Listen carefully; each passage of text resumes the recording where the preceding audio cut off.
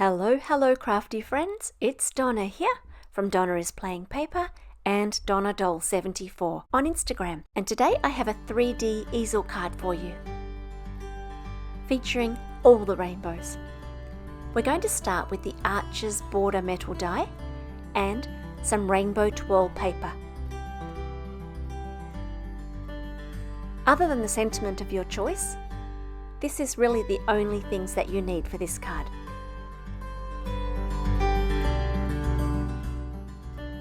I'm going to cut these arches twice from white cardstock. I'm using 110 pound cardstock, which is quite thick. If I were using a thinner cardstock, I'd probably cut it 3 times. I don't want those rainbows to be too flimsy once they're standing out from the card. The second time I'm cutting this, I'm positioning it a little bit higher on the paper.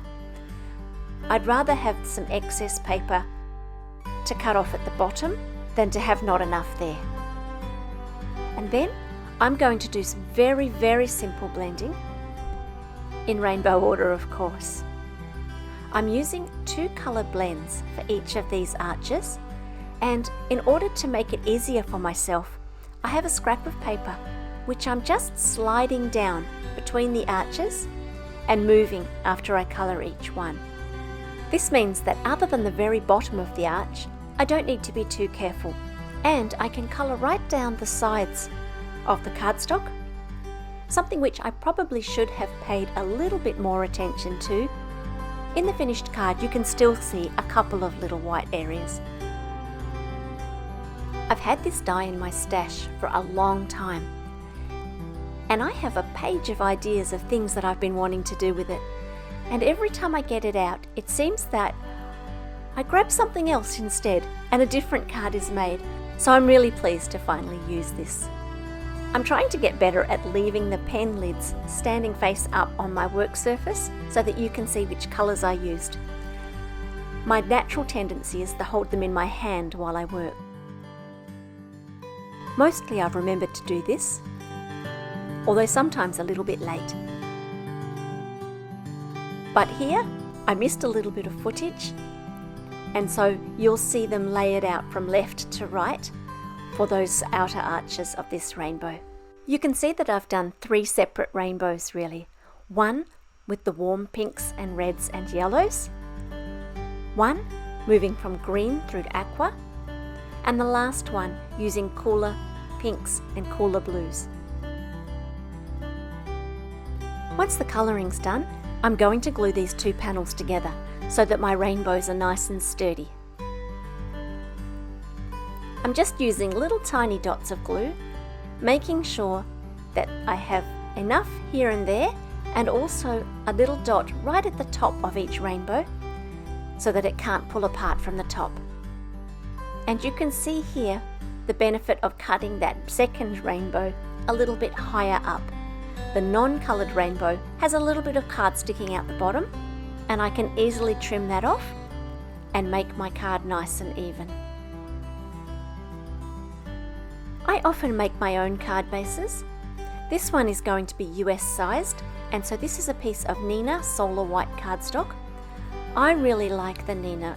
It's expensive and I have to get it from America, but it's a lovely shade of white. It's not a grey white, it's a nice bright warm white. And I use the 110 pound cover cardstock for this. 1 sheet of paper will make 2 cards, and so I'll put one aside for later and then get on with this card, which needs an extra fold.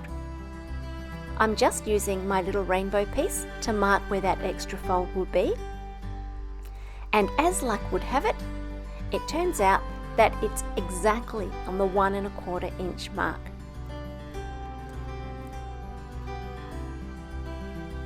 And so I'll do another score there and fold that. When you're scoring and folding, the thing I always remember is to turn the valley into a mountain. And then you know you've scored it in the correct way, that it'll give you a nice clean edge on your fold. I'm using this piece of Rainbow Twirl paper, and I want the background to look like sky, and so I'm going to start with that blue section at the top. After I've scored off 1.5 inches at the bottom, I have exactly 3 inches left. And so I cut my paper to 3 inches and then decided that I'd like a little bit of a white border. And so I've cut 1/8 of an inch off the left hand side, right hand side and top. I haven't cut any extra off the bottom because I'm going to put that right down to the fold. And then I'm going to do what I should have done earlier and just rub out those little pencil marks. I also want to put a little piece of rainbow paper on the next layer below the rainbows, and that was 1.25 inches. So my coloured paper is actually 1 inch by 5.25 inches. I'm trying to keep the paper in order so that the rainbow effect on the rainbow paper is kept in order all the way down the card. Finally, I need to make a little piece that's going to hold the card open.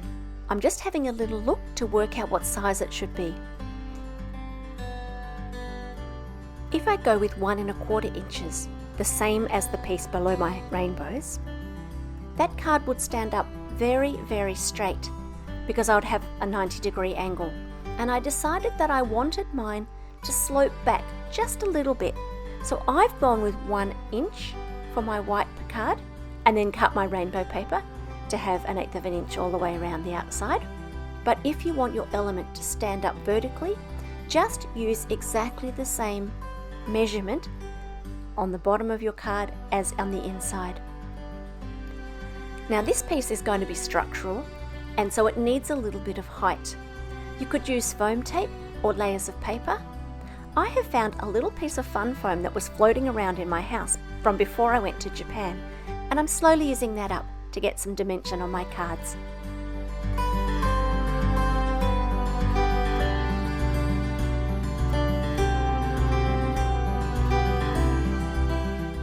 This black and white sentiments sheet pack is so old. I think it's the first sentiment sheet pack that Paper Rose Studio came out with, and I have used it and used it and used it, and it's still the one that I reach for the most.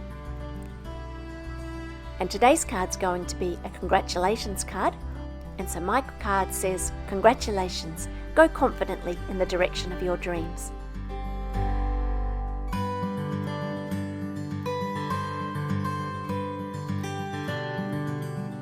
When the card's lying down, you have that beautiful sky background, and when you bend it up and poke it in, then the rainbows stand up nice and tall.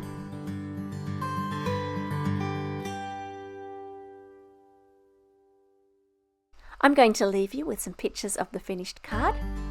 I hope that you've enjoyed this little tutorial.